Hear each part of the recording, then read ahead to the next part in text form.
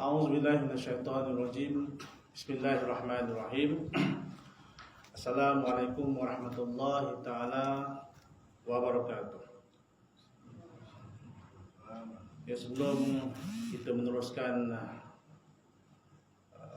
perbincangan kita pada malam ini, insya-Allah marilah sama-sama kita sedekahkan Al-Fatihah buat terutamanya buat baginda Nabi sallallahu alaihi wasallam,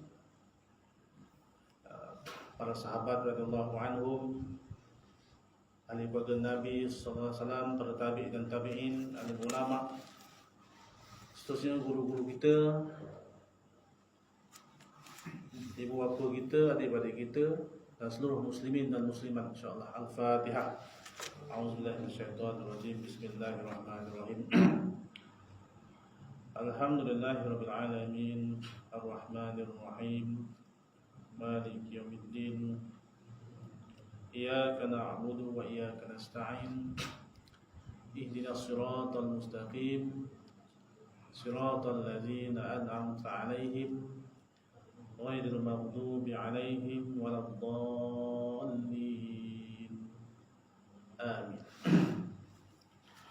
Alhamdulillah, marilah sama-sama kita rafa'kan kesyukuran kehadrat Allah Subhanahu wa taala, kerana dengan limpah kurnia Allah Subhanahu wa taala, maka pada malam ni insya-Allah kita dapat sama-sama hadir ke rumah Allah Subhanahu wa taala semata-mata untuk menuntut ilmu ataupun mendengar tazkirah yang mana nilainya di sisi Allah SWT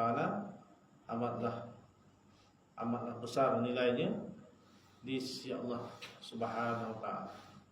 Sebagaimana yang telah pun kita dengar banyak kali, kita ulangkan lagi, barang siapa yang datang ke sesuatu majlis untuk mendengar sesuatu ilmu daripada Allah Subhanahu wa taala, sabda Nabi SAW, mafhumnya dia akan dipermudahkan jalan untuk ke syurga Allah Subhanahu wa taala. Banyak kelebihannya untuk orang yang datang menuntut ilmu, datang mendengar sesuatu ilmu di rumah Allah Subhanahu wa taala. Antaranya ialah firman Allah SWT dalam Quran, bahawa antara tanda-tanda orang yang beriman itu ialah mereka datang ke rumah Allah Ta'ala, memakmurkan rumah-rumah Allah Subhanahu Wa Ta'ala, memeriahkan rumah-rumah Allah SWT. Itu maksud makmur, memeriahkan rumah Allah SWT dengan amal-amal ibadah. Jadi insyaAllah tuan-tuan dan perempuan yang dirahmati dan dikasihi Allah Subhanahu Wa Ta'ala sekalian, malam ni sebagaimana telah dimaklumkan tadi, telah turun dinaikkan iklan bahawa malam ni kita adakan satu kelas bimbingan yang mana tajuknya ialah kelebihan berselawat. Banyak kelebihan berselawat ni sebenarnya, tapi malam ni kita nak huraikan ataupun kita nak bincang satu hadis tentang kelebihan berselawat. Berselawat ke atas siapa? Berselawat ke atas Nabi sallallahu alaihi wasallam. Berselawat ke atas baginda Nabi sallallahu alaihi wasallam. Tuan-tuan perempuan, apabila disebutkan Nabi, sambung sallallahu alaihi wasallam. Nabi Muhammad sallallahu alaihi wasallam. Ya, selawat. Selawat ni banyak. Macam-macam jenis selawat. Kan? Selawat yang paling utama, selawat semasa kita sembahyang di tahiyat akhir tu, dipanggil selawat Ibrahimiyah. Itu selawat paling besar, paling utama. Kalau kita sembahyang di nazah pun, kita digalakkan untuk membaca selawat tu, kan? Dan apa-apalah. Tapi sebenarnya mana-mana pun selawat ni besar ganjarannya ataupun fadilatnya yang Allah Ta'ala janjikan kepada kita sebagai umat Islam. Jadi sebelum kita terus pada tajuk kita, kita refresh balik semula, ataupun segarkan semula apa tujuan kita memeluk agama Allah SWT. Apa tujuan kita lafazkan ikrar syahadah? Asyhadu an la ilaha illallah wa asyhadu anna Muhammadar Rasulullah. Pada ketika itu, ketika dan saat itu, kita angkat tangan melafazkan syahadah. Asyhadu an la ilaha illallah wa asyhadu anna Muhammadar Rasulullah. Kita mengaku bahawa tiada Tuhan yang berhak disembah, dipuja, dipuji, ditakuti, hanyalah Allah Subhanahu wa taala. Dan kita mengaku bahawa Nabi Muhammad adalah pesuruh Allah Subhanahu wa taala. Segala ajaran-ajaran yang dibawa oleh Nabi Muhammad sallallahu alaihi wasallam adalah ajaran Islam yang dituntut, yang disuruh untuk kita laksanakan, yang disuruh untuk kita tinggalkan oleh Allah Subhanahu wa taala. Jadi tuan-tuan dan puan-puan, yang penting selepas kita memeluk agama Islam, kita telah menjadi umat Islam. Umat Islam ni pentingnya ialah amal. Umat Islam ni pentingnya ialah amal, bukan sekadar pada nama sahaja, tetapi pada amal. Barulah nampak kehebatan Islam dalam diri kita dan diri masing-masing. Islam ni kehebatannya adalah terletak kepada amal. Sejauh mana kita dapat amal. Jadi nak amal tu kita perlukan ilmu. Nak amal tu kita perlukan ilmu, perlukan pengetahuan, baru kita boleh amal. Okey. Jadi malam ni kita nak bincang tentang kelebihan berselawat. Selawat ni mudah tuan-tuan dan puan. Selawat paling mudah ialah selawat Jibril sallallahu ala Muhammad. Atau biasa kita berselawat sallallahu ala Muhammad sallallahu alaihi wasallam. Selawat. Tak kisahlah kan.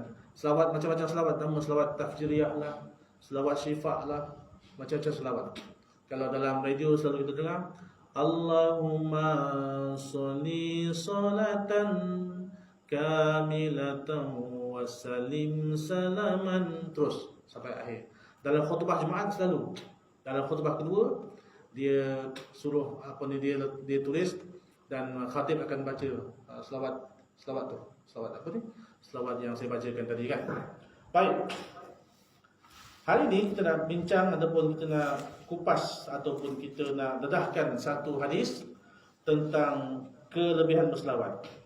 Tuan-tuan dan puan, kenapa kita dedahkan kelebihan berselawat ni? Untuk kita sebenarnya, untuk kita rajin berselawat. Untuk kita yakin dengan apa? Dengan segala perintah Allah Taala dan segala saranan daripada Nabi sallallahu alaihi wasallam untuk kita amal. Manusia ni kalau dia tak tahu pekerjaan itu, dia tak tahu apa akibat ataupun apa natijah ataupun apa dia punya ganjarannya, dia takkan buat. Kan? Begitu juga dengan amal agama ni. Kalau kita tak tahu amalan tu apa membawa apa, bagi apa, kita takkan buat. Kita tak rasa seronok. Tapi hari ini kita nak dedahkan satu rahsia tentang kelebihan berselawat. Besarnya kelebihan berselawat. Itu saja. Jadi tuan-tuan puan dengar molek ya, insya-Allah. Baik. Tersebut dalam sebuah hadis dari Rasulullah sallallahu alaihi wasallam, baginda bersabda. Maksudnya sesungguhnya Allah menciptakan malaikat. Allah ciptakan malaikat. Macam mana bentuk rupa malaikat? Gambaran yang Allah Taala berikan. Kita tak tahu macam mana malaikat ni. Tapi Allah Taala berikan gambaran sayap yang sebelah mencapai bumi bahagian timur. Bumi ni bulat. Tapi seorang nak kata malaikat langsung. Satu malaikat ni sayap sebelah kiri, sayap yang sebelah mencapai bumi bahagian timur, manakala sayap sebelah lagi mencapai bumi bahagian barat. Kalau kita tangan, manusia tangan, maksudnya tangan kanan timur, tangan kiri barat. Bayang itu malaikat, satu malaikat. Besar ke kecil? Besar.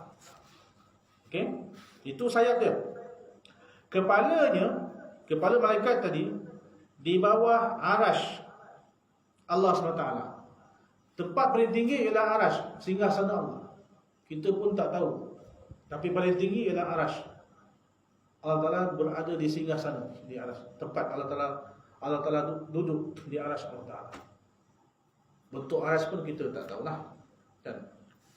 Tapi yang kita kena faham bahawa arash tu adalah tempat paling tinggi.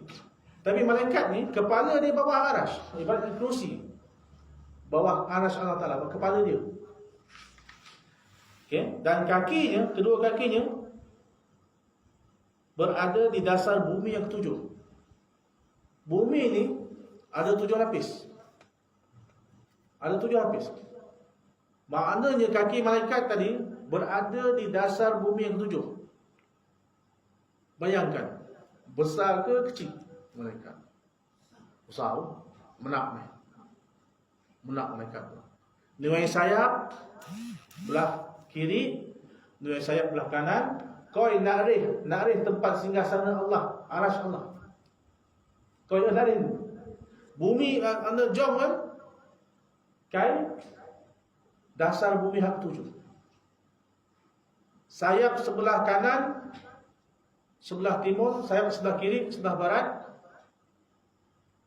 Kepalanya di atas, di bawah arash Allah Ta'ala, dan kakinya di bawah bumi yang ketujuh, di dasar bumi yang ketujuh.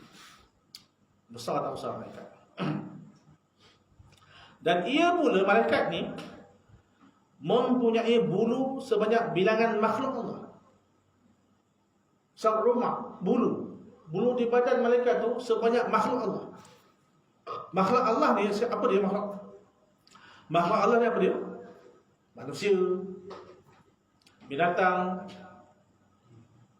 pokok-pokok, jin, apa lagi? Semua makhluk kan? Selain daripada Allah, makhluk. Bulu malaikat tadi sebanyak makhluk Allah. Dekat badan satu orang malaikat itu, bulunya sebanyak makhluk Allah. Banyak tak banyak?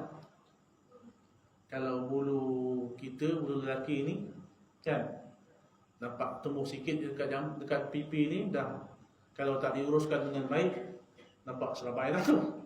Betul tak? Tapi bulu malaikat ni sebanyak makhluk Allah. Bulu malaikat. Dan ni dia, ketika seorang lelaki atau perempuan daripada umatku, kata Nabi SAW, ketika seorang lelaki dan perempuan daripada umatku membaca selawat kepadaku dengan amal. Ketika seorang lelaki dan seorang perempuan membaca selawat ke atas Nabi SAW, apa selawatnya? Tak kisahlah. Allahumma salli ala Sayyidina Muhammad, sallallahu ala Muhammad. Ketika seorang lelaki dan ketika seorang perempuan baca selawat ke atasku, ke atas Nabi sallallahu alaihi wasallam, maka Allah perintahkan malaikat itu menyelam dalam lautan dari nur di bawah arash. Allah perintahkan malaikat yang besar tadi, perintahkan malaikat yang besar, yang mana sayap sebelah kanannya mencapai sebelah timur, sayap sebelah kiri mencapai sebelah barat.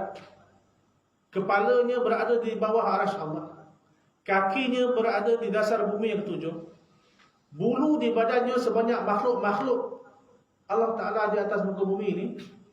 Tetapi apabila seorang lelaki atau perempuan berselawat ke atas Nabi Sallallahu Alaihi Wasallam, maka Allah perintahkan malaikat tadi menyelam dalam lautan daripada nur cahaya Allah SWT. Lautan cahaya, nur yang di bawah arash Allah.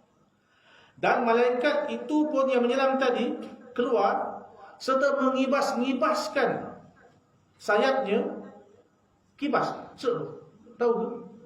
Bila gembira, dia kibaskan. Kita menyelam dalam air, bangun, keluar dari air itu, mengibas-ngibaskan sayapnya. Kalau orang sini kata gembira, kibaskan sayapnya. Apa dia? Apa yang berlaku?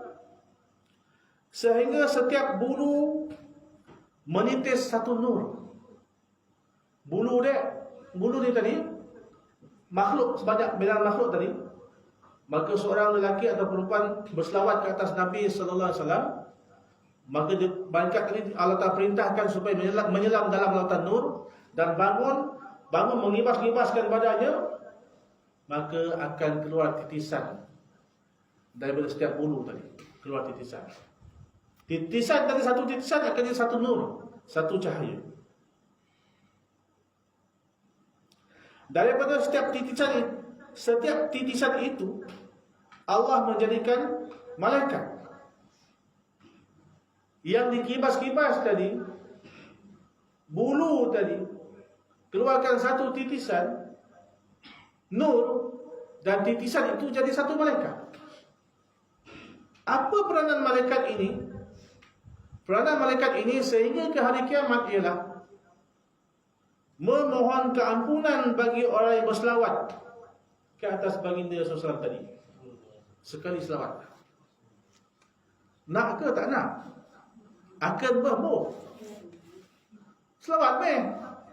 Allahumma sholli sholatan kamilatan wa sallim salaman. Ya, nak sambung.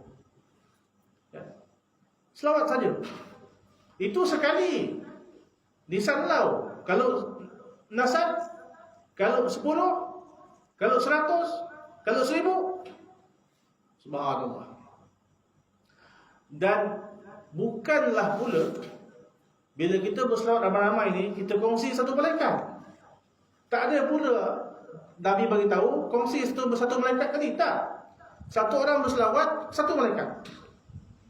Yang besar tadi, yang mana kepala berada di bawah arsy Allah, kaki berada di dasar bumi ketujuh, sayap kiri sayap kanan di atas di timur dan barat bumi. Satu-satu. Cengkok asli satu, batin satu, batam satu, semua satu-satu.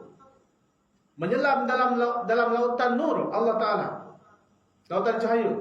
Bangun, kibaskan badan-badannya, dan bulu-bulu tadi menitis satu cahaya, dan cahaya itu jadi malaikat. Dan malaikat itu pula, sebanyak cahaya malaikat itu, sebanyak cahaya tadi, memohon keampunan untuk seseorang yang berselawat ke atas Nabi sehingga hari kiamat. Sehingga kiamat.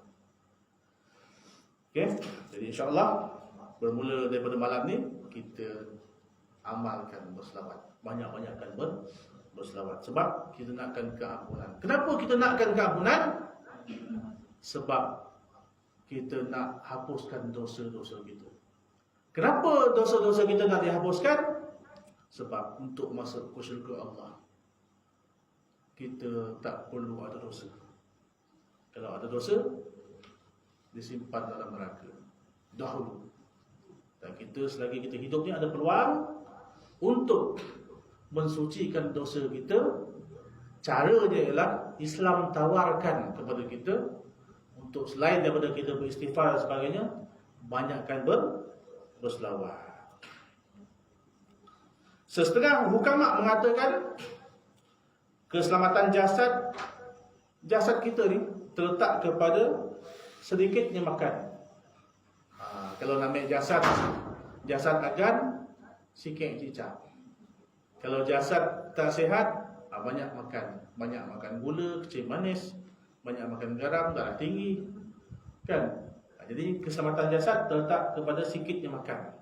Jadi saya nasihatkan diri saya lah juga supaya makan sikit. Jadi bermula pada malam ni tak makan malam. Semua kita tak makan malam, ya, insya-Allah. Kemudian keselamatan roh terletak kepada sedikitnya dosa. Keselamatan roh sedikitnya dosa. Nak sikitkan dosa, banyak selamat. Okey? Dan keselamatan agama terletak kepada membaca selawat kepada khairul anam, yakni Muhammad sallallahu alaihi wasallam, Nabi Muhammad sallallahu alaihi wasallam. Kalau nak agama ini selamat, kita banyakkan selawat ke atas baginda Nabi sallallahu alaihi wasallam. Sebab tu insya-Allah kita anjurkan nanti satu masa peneras berselawat. Biar kita banyak berselawat ke atas Nabi SAW. Kalaupun kita tak anjurkan berselawat, selawat masing-masing dulu. Masing-masing 10, 100, 1000. Selawat tak susah mana? Sallallahu ala Muhammad. Sallallahu ala Muhammad. Pun selawat juga.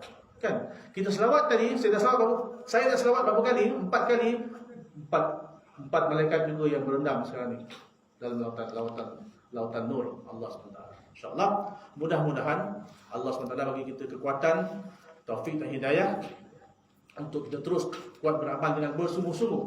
Bersungguh-sungguh dalam beramal, sebab Allah Ta'ala beritahu dalam Quran, wallazina jahadu fina lanahdiyannahum subulana wa innallaha lama'al muhsinin. Dan orang-orang yang berusaha dengan bersungguh-sungguh kerana memenuhi kehendak agama kami, bersungguh-sungguh dalam untuk beramal, bersungguh-sungguh untuk selamatkan diri daripada dosa, maka kami akan pimpin mereka ke jalan-jalan kami yang menjadikan mereka bergembira serta beroleh keredaan. Itu yang paling penting. Dan sesungguhnya pertolongan Allah adalah berserta dengan orang-orang yang berusaha memperbaiki amalnya. Mana hari ini semalam amal kita buruk, hari ini kita berusaha baiki lagi. Tahun lepas amalan kita tak elok, tahun ni kita baiki pula. Tahun depan kita baiki pula amalan kita. Sebab Allah bersama dengan orang yang sentiasa berusaha memperbaiki amalannya. Sekian apa yang baik datang ni daripada Allah SWT, yang buruk atas kelemahan saya. Wabillahi taufiq wa hidayah. Assalamualaikum warahmatullahi taala wabarakatuh.